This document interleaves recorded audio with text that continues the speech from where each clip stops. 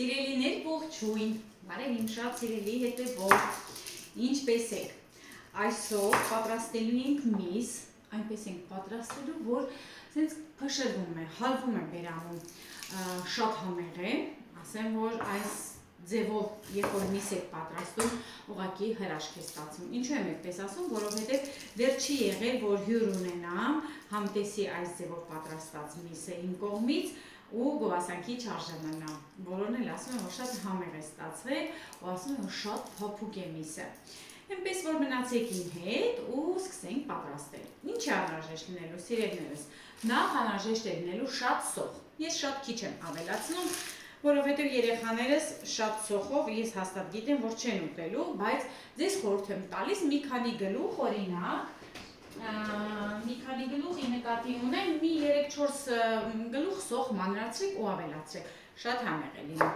Ես այսպես քիչ, մի փոքրիկ սոխ կավելացնեմ, որովհետև սոխարած ենք անելու, բայց չենք կարմրացնելու, որովհետև հետո միսն էլ պետք է այդ նույն յուղի կամ ձեթի մեջ մի փոքրիկ տապակում ենք, ուրեմն, սա սոխ, սովորական, տեսեք, այսպես մի փոքրիկ կտրատեցի, ամենակարևոր բաղադրիչը մեր մոտ միսն է, ինչու եմ ասում ամենակարևոր բաղադրիչը, որովհետև պետք է ճիշտ միս ընտրեք, փափուկ միս է պետք, հիմա ուզում եմ բացատրեմ օրինակ ինչ եմ անում, այ տեսեք միսը ունի գծեր, չէ, իր մկանային գծերն են, հյուսվածքներն են, եթե մենք կտրատենք նույն ուղղությամբ, միսը դժվար է եփելու, իսկ եթե կտրատենք հակառակ ուղղությամբ, ավելի հեշտ է եփելու։ Դրա համար հիմա ես այսպես, տեսեք, եթե դուք նկատում եք, միսը ունի իր թելիկները, հյուսվածքները, ես հիմա այդ նույնը կտրածը փոքրիկ եմ կտրատելու ու հակառակ ուղղությամբ եմ կտրատելու։ Փոքրիկ կտորների պետք է ունենք։ Մեծ կտորների խորհուրդ չեմ տալիս այս ուտեստը, պետք է փոքրիկ կտորներով պատրաստել։ Սիրելիներս միսը փափկա միս է տավարի, աշխատեք լավ միս ձեռք բերել, ավելի լավ է քիչ պատրաստել, բայց մսի որակը լավ լինի, սա պարտադիր է։ Ու ես ունեմ ընդհանուր 1 կիլոգրամ միս եմ, երևի մի կիլոից կարող է մի փոքրիկ շատ լինի, չեմ հիշում կոնկրետ ինչքան եմ վերցրել, այս երկու կտորը դուրս եկավ, տենց վերցրեցի։ Այս յուղոտ մասերը կարող ենք պահել, կարող ենք չպահել, հիմա ստեղ են, նայում եմ, այսպես են գծերը, ես պետք է հակառակ կտրատեմ։ Դե, ինձ այդպես է միշտ խորհուրդ տվել, ես էլ միշտ փորձել եմ, որ շատ լավ է ստացվել այդ ձևով։ Վերջ, միսը կտրատում ենք ու գնում ենք գազօջախի մոտ, մեզ անհրաժեշտ է լինելու նաև սխտոր, համեմունքներից օգտագործելու ենք միայն սև և կարմիր պղպեղ, ես ուրիշ համեմունք չեմ օգտագործում, իհարկե աղ ենք օգտագործելու, ամենակարևոր բաղադրիչներից մեկը ես շրջել եմ, որպեսզի գովազ չլինի, թե ինչ գինի եմ օգտագործում, կարևոր լինի կարմիր գինի, շատ քաղցր չլինի, չոր գինի օգտագործեք հիմնականում և ձեթ, զեյթունի ձեթով եմ պատրաստելու, դուք կարող եք կարագ, սովորական ձեթ կամ յուղ օգտագործել, որը որ ձեզ հարմար է։ Գնում ենք գազօջախի մոտ։ Իհարկե թավա է անհրաժեշտ լինելու։ Ուրեմն սոխի վրա մի փոքրիկ ձեթ ենք լցնում աչքաչափով։ Թողնում ենք մի փոքրիկ տապակվի։ Դե մինչ սոխը կտապակվի, գինին բացում ենք։ Գինին ես միշտ աչքաչափով եմ լցնում, բայց 2 բաժակ, թեյի բաժակ խորհուրդ է տրվում։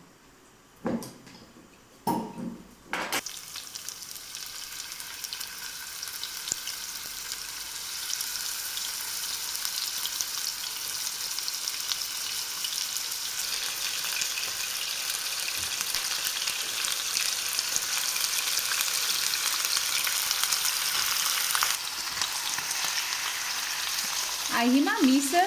մոտավորապես 5-7 րոպե պետք է պարտադիր տապակենք ձեթի մեջ։ 2 պճեր սխտորներ պատրաստ եմ պահում, ամբողջական եմ ավելացնելու առանց կտրատելու, պարզապես դանակով մի փոքրիկ ճզմում եմ, որպեսզի իր համը հետը հավեսով տարածվի։ Մանր չեմ կտրատում, որպեսզի ուժը չլինի։ Վերջում կարող եք նաև սխտորը հանել։ Ավելացնում եմ սխտորը և 2 ճյուղ ռոզմարին։ Ռոզմարինը պարտադիր չի, եթե չունեք, խնդիր չկա։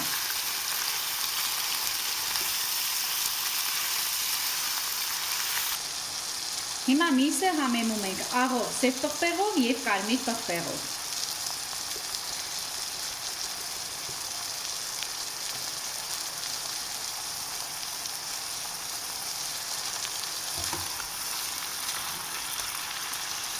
Մի լավ խառնում ենք կրկին և ավելացնում ենք կարմիր գինը։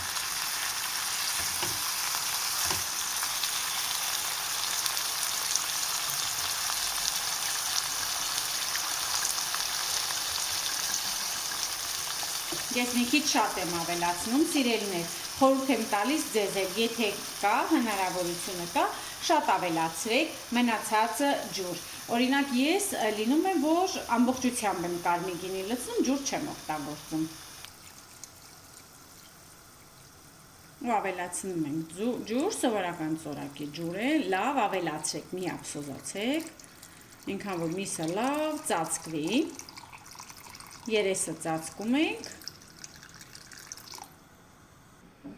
երեսը ծածկում ենք, դնում ենք ամենացածր կրակին,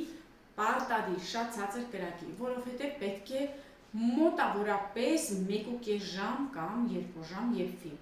Սա ես կատակ չեմ անում։ Շատ ցածր կրակի վրա, եթե ուժեղ կրակին եփեք, ուզում եք 3 ժամ եփեք, չի եփելու, ջուրը քաշվելու է, գինին քաշվելու է ու ընդհանրապես համեղ չի լինելու։ Շատ ցածր կրակին մարման գեղեցիկ եփում եք, այ կտեսնեք, որ հրաշք է լինելու։ Իհարկե կախված է մսի տեսակից, որակից, թե որքան ժամանակում լավ եփված կլինի։ Ես ձեզ ընթացքում ցույց եմ տալու, վերջում դեռ ալյուրել ենք օգտագործելու, սկզբից չենք ավելացնում, որպեսզի ջուրը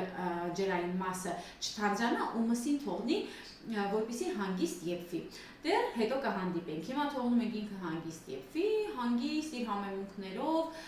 եթե զգում եք, որ նույնիսկ ցածր կրակի ժամանակ շատ արագ է եփվում, այսինքն պղպջակները շատ արագ են, շատ են ու գոլորշիացվում է շուտ ջուրը, ինչ որ մի բան դրեք, կրակցրիչ դրեք, որպեսզի ավելի բարձր լինի ու հանգիստ եփվի։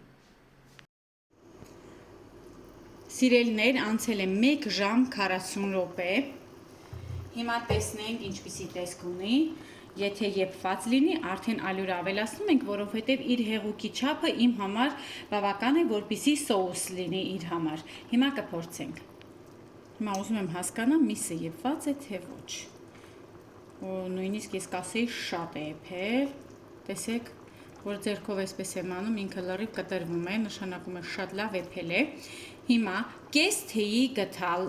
կներեք թեյի գթալ, չի ճաշի գթալ ալյուրը ջրով բացում ենք ու հիմա ցույց կտամ ինչ ենք անում։ Ուրեմն մի փոքրիկ ջրի մեջ կես թեյի գթալ, էլի ասեցի թեյի գթալ, ճաշի գթալ ալյուրը լավ բացում ենք, որ ավելացնենք, որպեսզի թանձրուկ ստացվի։ Իդեպ մատուցելու եմ բրնձով, բասմատի բրնձով։ Սիրելիներ, ես չգիտեմ, մի անգամ էլ եմ ասել, իրենց 1 կիլոգրամ, 5 կիլոգրամանոցն էի օգտագործել, թուղթն էլ մինչև հիմա պահել եմ, որ գնամ Հայաստան կամ որ եկող լինի, ասելու եմ, որ բերեն, ինքան համեղ է այս բրինձը, բասմատի բրինձը հրաշք է։ Այս անգամ օգտագործում եմ իրենց 1 կիլոգրամանոց բրինձը,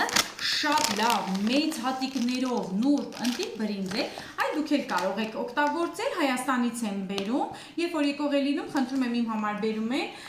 իդեպ խանութներում են վաճառում, կարող եք ձեր բերել և 5 կիլոգրամանոցը և 1 կիլոգրամանոցը, արդեն եփել եմ, ջրքամել եմ, մատուցել եմ բրնձով այս միսը, ասեմ, որ շատ համեղ է այս բրինձը, յուրահատուկ բույր ունի, երբ որ եփում եմ, տանը շատ համեղ հոտը զգացվում է, մեզ որ տարբերվում է շատ բասմատիներից, այնպես չի, որ Իտալիայում չեն վաճառում բասմատի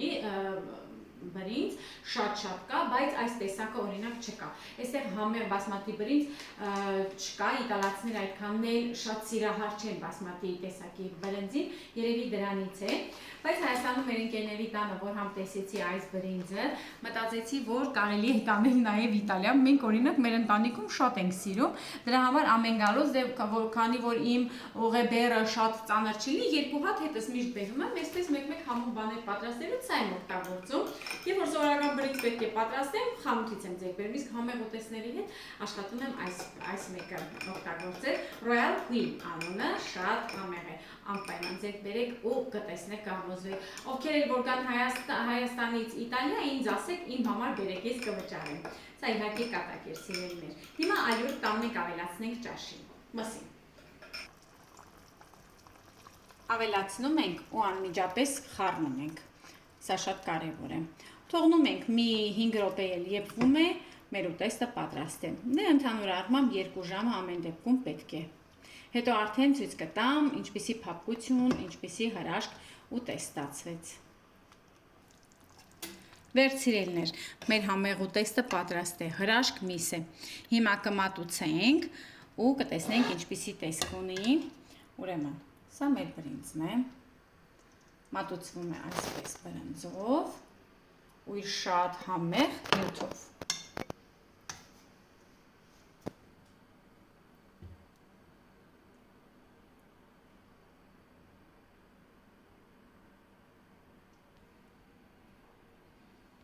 Հիմա կհամ տեսեմ ու կասեմ համ ինչպիսին է։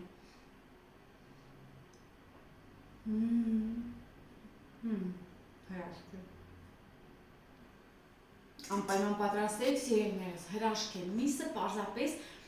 առանց ծամելու կարող եք ուտել, ուղղակի հալվում է վերանում։ Սիրելիներ, կտեսնենք հաջորդ տեսանյութին, պատրաստեք այս տարբերակով, օգտագործեք այս հրաշք բրինձը, կտեսնենք որքան համեղ է լինելու այսօրվա ձեր ընթրիքը։ Հաջողություն, կտեսնենք հաջորդ տեսանյութին։